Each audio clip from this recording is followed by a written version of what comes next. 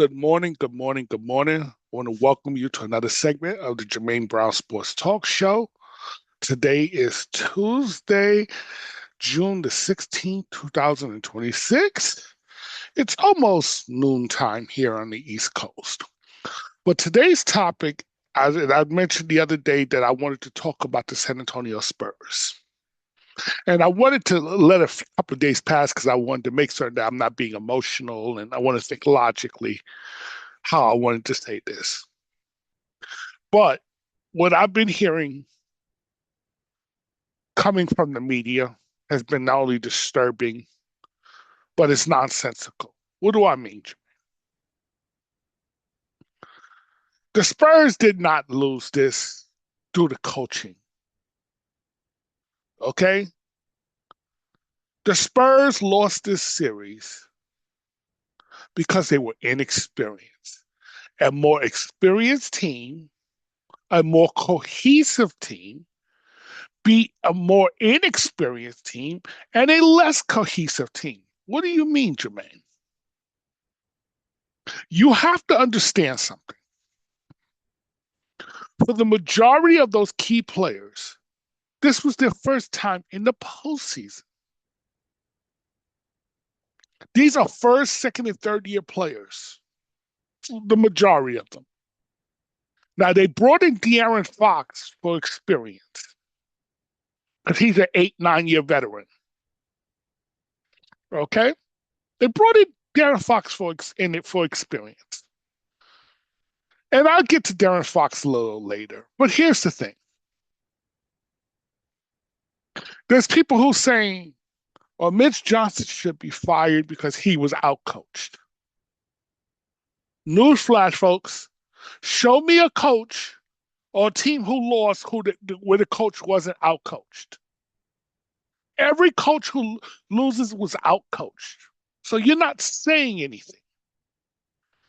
I'd rather you give me some examples. And they did give some examples. And I'm going to tell you that their examples was BS, nonsensical, crazy, whatever adjective you want to use,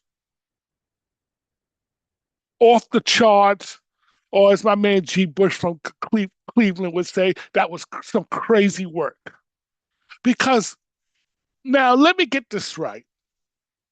You're trying to compare him to what Kenny Atkinson did in that fourth quarter of game one, where Kenny Atkinson had 4 timeouts midway through the fourth quarter. Because the maximum number of timeouts you can have going into the fourth quarter is 4. So you know that. Okay. So at the start of the fourth quarter, they had 4 timeouts. Midway through the fourth quarter, he still had 4 timeouts. And he allowed a 22-point lead to dissipate down to 5 before he used the timeout. That is coaching malpractice. And Kenny Atkinson has experience. And you didn't hear, and you won't hear Jermaine saying, "Oh, he should be fired for that," even though if you want to say that's a fireable offense. I wouldn't have fired him for that, but I would have fired him for those comments he made after game 3 that analytically they were up, 2-1 in the series. When you're behind in the series and you're losing, I don't want to hear about no analytically or analytic. Please. I would have fired him for that because now you're embarrassing the organization. But this is not about Kenny Atkinson. This is about Mitch Johnson. Mitch Johnson did not hold his timeouts like Kenny Atkinson, but if you listen to the way the media is pitching it, it's as if he did hold his timeouts. So now let's go back through history again in that game 4. And we're talking about game 4 of the NBA Finals between the Knicks and the Spurs. Okay? Because every team starts out with 7 timeouts. Okay? So with 8:23 left and seconds left in the third quarter, Mitch Johnson calls a timeout after Brunson hits a 3-pointer, which was after an OG slam dunk when he slammed the ball to take a 29-point lead down to 22. So Mitch Johnson waited until 7 points came off that lead, was shaved off that lead before he calls a timeout. Okay, and it left him with 4 timeouts remaining in the game, and that's in the third quarter. Remember, the maximum number of timeouts you can have going into the fourth quarter is 4. Okay, so then now, with 8:43 remaining in the game, which means now we're in the fourth quarter, Mitch calls a timeout once the Knicks cut the deficit down to 15. Again, that's not waiting until it's down to single digits before he called the timeout. So he calls another key timeout when they were down to 15. That's not holding timeouts here, folks. And he has 3 remaining timeouts. But you always want to try to keep one timeout in your back pocket because the referees screw up and you might have to challenge a call. So he didn't really have 3 timeouts. He really had 2 that he could use without worrying about, I got to use this timeout now to challenge a play. Okay? Now, with 4:23 remaining in the game, Mitch calls another timeout after the Knicks cut the deficit to 4. So he waited from it get from 15 down to 4.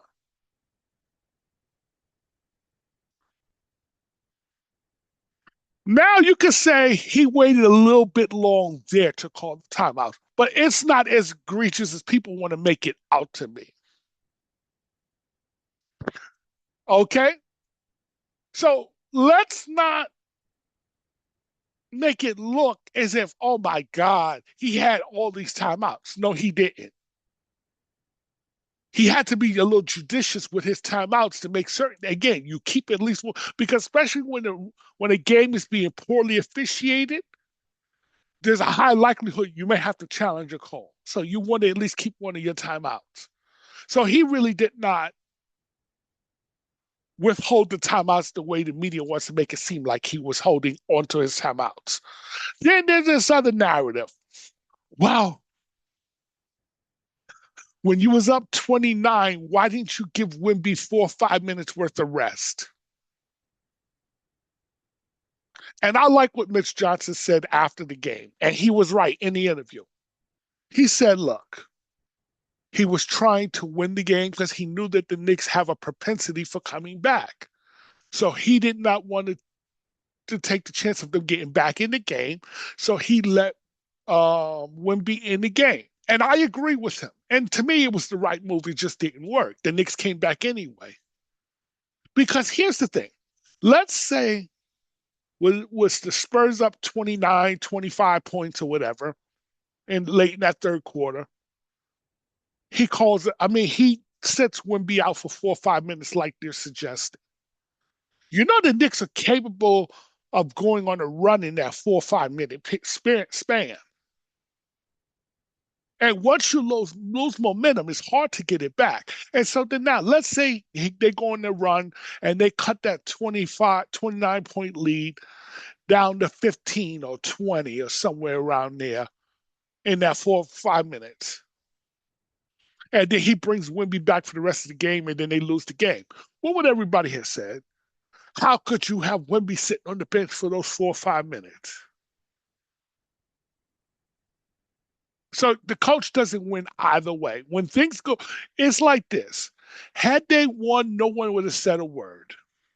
But because they lost, now everyone feels the need to nitpick a point. Well, why didn't you do X and why didn't you do Y? And so now they want him fired for this. Now I have 2 questions that I want to ask them.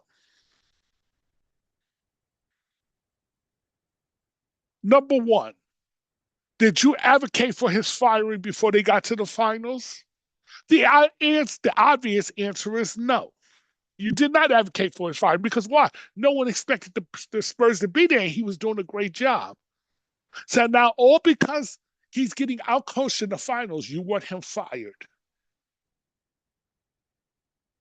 See, this is why you can't listen to the fans, the media. Because if you listen to them, you'll end up sitting with them. This is why you can't let them run your organization because they don't know what they're talking about. There's a lot of Monday morning quarterbacking. And here's the second question that I have for them. Since you want him fired because he allowed a 29-point lead to dissipate and to lose the game. So what you're saying is Phil Jackson should have been fired because remember, the Knicks had the largest comeback in NBA Finals history. You know who had the largest comeback before the Knicks did? The 2004 Detroit Pistons. And who did they have that comeback against? Go back to Game 4 of that NBA Finals against those Los Angeles Lakers. I'm not the Los Angeles, I mean the Pistons. My apologies. 2010. 2010. No, 2008. 2008. I'm sorry. 2008. 2008. The Boston Celtics was down 22 points in the fourth quarter. Or 22 points in Game 4. My apologies. They were down 22 points in Game 4 in the second half of that game. The same period that the Spurs was down up 29 points. They were down. The Boston Celtics was down 22 points. So that's only about what, a 7-point difference. And Phil Jackson and the Lakers allowed Boston to walk them down, and Boston ended up winning that game and ultimately ended up winning the series. So I guess by your rule, Phil Jackson should have been fired because he didn't stop Boston from erasing a 22-point deficit. What do you want the coach to do? Did I hear this? Well, you were supposed to milk the clock. You were supposed to just hand him the referee the ball. Yeah, do that and see how that works. Do that and see how that works. The Knicks did not come back in the fourth quarter. They came back in the third quarter. Go back and rewatch the game. You can't milk a clock for a quarter and a half. What are you, crazy? You got to keep playing. And I always have this rule, folks. I don't care what sport it is. I always have this rule. Whatever you did to build the lead, that's how you play to keep the lead. You do not play prevent, because when you play prevent, you prevent yourself from winning. The Spurs actually did go into prevent mode in the second half. People want the media and people want to act like, oh, the Celtics shot all these three. Not the Celtics. I'm getting off. The Spurs shot all these threes. The Spurs only took 15 threes, folks. They put up almost 40 shots and took only 15 of them with threes. You act as if all their shots were 3-pointers. No, they just kept missing. But they did the right thing, played the way. You can't try to play prevent defense. That's not going to work. That's not going to work. That's how you allow the other team to come back, is to play prevent. Play not to lose. The Spurs played the way they played. When they built the lead, they just stopped making shots. That's all that happened. Go back and rewatch the game. Take your emotions out of this. Rewatch the game. Now, unfortunately for the Spurs, throughout this series, they will always get hot in the first quarter. And then they would always start dropping off after that. The percentages went down after that. They didn't lose because of bad coaching. And then this theory, oh, they should have played Dylan Harper more. They should have played Dylan Harper more. He's not playing Dylan Harper enough. I mean, he played Dylan Harper enough in game 5. He played the most of the game. Go back and rewatch the game. And especially down the stretch, Dylan Harper got the ball after people were complaining he wasn't touching the ball down the stretch. He touched the ball down the stretch, and what did happen? He blew a key layup, and he blew from some free throws. Now, I'm not blaming Dylan Harper. All I'm doing is just pointing out.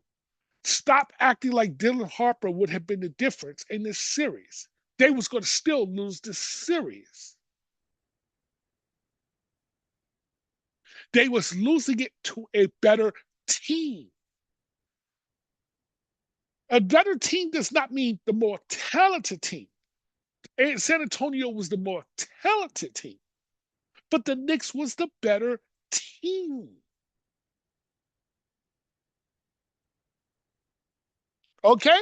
When the game is on the line, everyone knows who's going to get the ball. Jalen Brunson. There's no question about that. Everybody understands their roles. When the game is on the line in San Antonio, who's getting the ball? It could be Wembyamba, it could be Castle, or it could be Harper, or it could be Fox,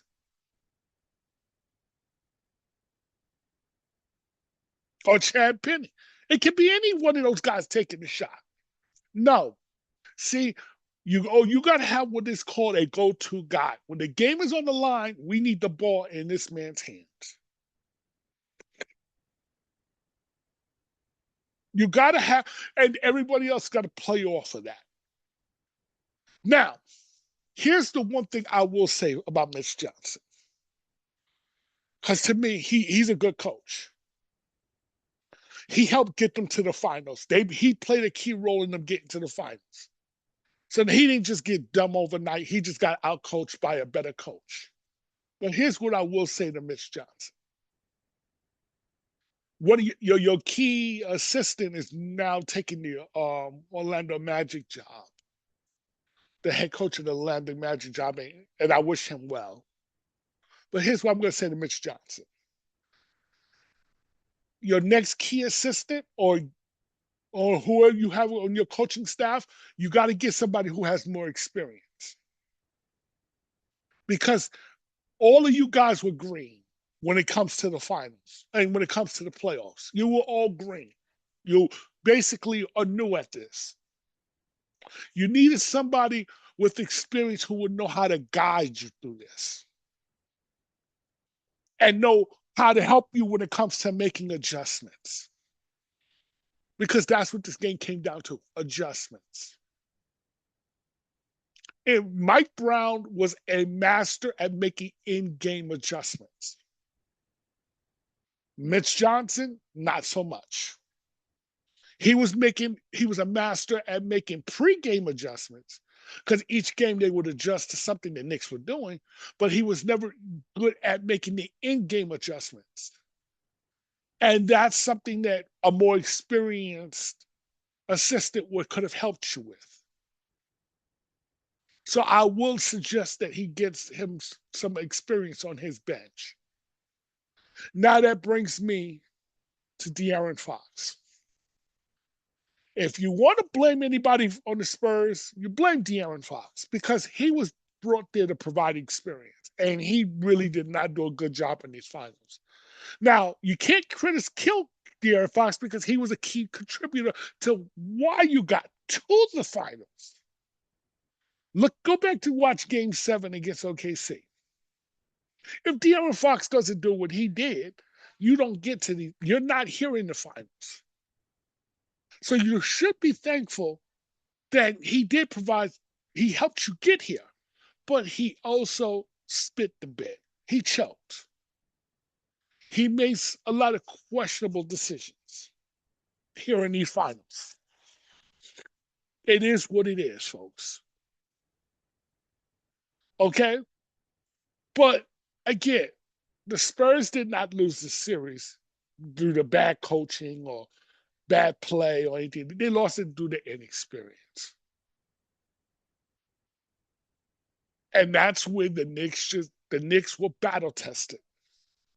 There's a reason why Portland was the last real young team, the youngest team in the NBA to win an NBA Finals, and that was back in 1977. Okay, they were the youngest team to ever win an NBA Finals. Had the Spurs won, the Spurs I think would have been either the youngest or the second youngest. It would have been one of the two. But there's a reason because see, the thing is this: you usually got to go through your lumps. You got to have some setbacks before you get there. Rarely do you have a team put together who just makes the finals in 1 year like that. It just generally don't work. Even OKC, as young as they are, they had to have some setbacks before they got to the finals last year and won. You have to go through some trials and tribulations. That's generally the way it works in the NBA. Now you say, well, why were they the Knicks was the more cohesive team, man? This Spurs team is young. Here's why I use the word cohesive. Because everybody understood their roles. You didn't see the Knicks bickering and fighting about playing time or their roles on the team and during this finals run.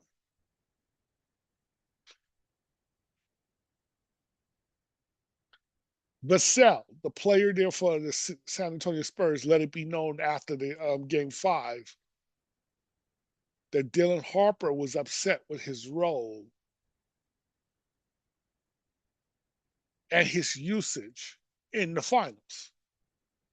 Here's what I'm going to say. See, that tells me that there was no cohesion. Because in his mind, he felt he should have been playing more than De'Aaron Fox. And a lot of media people is subscribing to that nonsense. And why do I call it nonsense? Yes, he's better than De'Aaron Fox, but he's a rookie. While De'Aaron Fox is not only an 8, 9 year vet, but he's about to make $50 million a year. Now, you go and try to explain to your owner how you're benching or sitting a $50 million a year player. You think he's going to want to hear that? Now, I wouldn't have given him that contract, but they did already. So if you're Mitch Johnson, you're the head coach, you know what that owner going to say? If you try to tell him that, hey, I'm not going to play this $50 million because the rookie's better, he going to tell you, no, you figure it out. Because every owner wants a return on their investment, folks. You're not benching a $50 million a year player. You're not doing that. Yeah, yes, it's the finals. Yeah, he's there to bring veteran leadership. Figure it out. So Dylan Harper needs to, as The Rock would say, know your role and shut your mouth. And so what this tells me by him now letting him or his teammates letting me know that Dylan Harper was not happy, what this tells me is there's going to be a problem coming in the future because next year he's going to be the star. Most likely they're going to move off of De'Aaron Fox, but they're going to have another problem on their hands. I'm talking about the Spurs because in Dylan Harper's mind, see, because look at Boston right now. Boston has a problem. I'm talking about the Boston Celtics. Boston won a title 2 seasons ago. Yet Jaylen Brown, who's one of the key contributors to that title, key reason they won that title, made a statement after they lost in the first round to the Philadelphia 76ers that this was the most fun he had this season. This past season was the most fun he had. Whoa, it's the most fun you had and you lost in the first round? But not the most fun when you won the title? What is he telling you? He's telling you something, folks. Stop, look, and listen. He's telling you that he feels he should be the A1 guy, the number one guy on the team. See, now there's a battling of roles. And then Jason Tatum made a comment that his goal was to be MVP in the finals because he did not win MVP of the finals. Jaylen Brown won MVP of the finals. Jaylen Brown not only won MVP of the finals, Jaylen Brown also won MVP of the Eastern Conference Finals. So Jaylen Brown has every right to think he should be the man. But the problem is that's Jason Tatum's team. And so now you got this, as my friend, God rest her soul, Aristea used to say, you have this loggerhead, you have this dispute, this fight, this disagreement as to who should be the man on the team. You're going to have that same problem, San Antonio, because Derek Harper, I don't think is going to ultimately continue taking a backseat to Wemby. Everyone knows that this is going to be Wemby's team because everybody talks about he's the 7'5" alien. So this is going to be Wemby's team. The question is, will Derek Harper accept that? Dylan Harper, I'm sorry. Will Dylan Harper accept that? I don't think he will ultimately. He might accept it now. But I get the sense, I get the gut feeling he's going to want to have his own team. These young boys, they have egos. Notice how the Knicks are built. It's Jalen Brunson's team, and everybody plays off of Jalen Brunson. He's the leader. He's El Capitan. He's the captain. There is no fight for leadership. That's why it works. When you got two equally great players, there's going to be a fight for who's the man, who's the A1 guy. You can't have two alpha males on the same team. That's not going to work. And I think that's what you're going to be ready to have this, San Antonio. So you might have to move some guys, and particularly Harper. If Wemby continues to be the guy I think he will be, you're going to have to move Harper sometime in the near future because he's not going to accept being the number 2 to Wemby. He's not going to. He'll play nice now because he's a rookie and he don't have no say. But you can best believe after that first contract, because they renew it after 3 years or something like that. You get a new deal, an extension on your deal. But after that, and people gonna be in his ear that, oh, you should be the number 1 guy. You should be number 1 guy. If he continues playing the way he's playing, you can best believe it's gonna come to a head that he's gonna want to have his own team. That's why Kyrie left Cleveland. He wanted his own team. He didn't want to play second fiddle to LeBron James.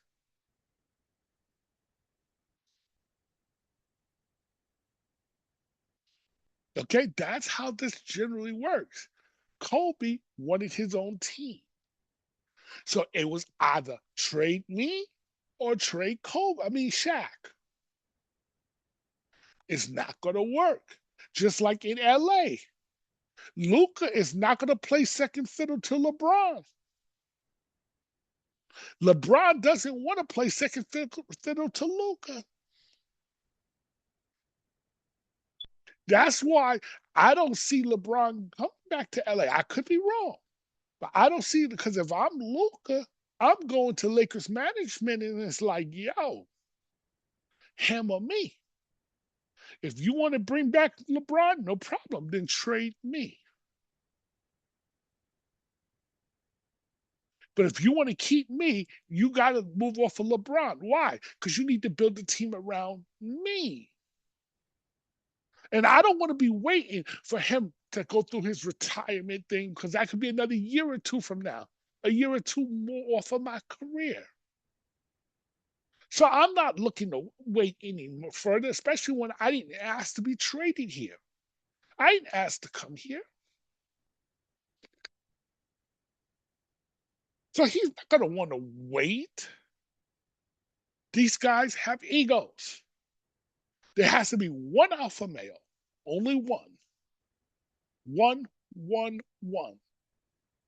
One alpha male. You can't have 2. It's not going to work. It's not going to work. This is why I think at the end of the day, San Antonio, you might have gotten too many good players on your team because you got a lot of good players. This is eventually there's going to be a little breakup here. I'm not saying you're going to get rid of all your good players. You're not doing that, but one or two is going to have to go for this to ultimately work long term. Watch what I tell you, because if Derek Harper continues to ascend the way he's ascending, and let's say Wemby continues to be Wemby but greater, one of those two going to have to go, and you're not getting rid of Wemby. Wemby, the 7'5" alien who blocks shot. I mean, he's a defensive force. You're not getting rid of him. So you're going to most likely have to move off of Harper. I'm just going to tell you that. If Harper becomes the player everybody thinks he's becoming, you're going to have to move off of Harper. I can tell you right now. Because if he's making waves right now as a rookie over De'Aaron Fox, because he thinks he's better, and he really is better than De'Aaron Fox, in my opinion. But again, you got to wait your turn, young man. Then my guess is he's going to ultimately make waves in the future because he's going to get a little jealous that all the attention is about Wemby and he's not being the man. Trust me, that's how this works. I want to thank you for watching another segment of the Jermaine Brown Sports Talk Show. Give me a thumbs, give me a like or, subscribe, get or leave a comment. Let me know what you think. Talk to you later. Bye-bye.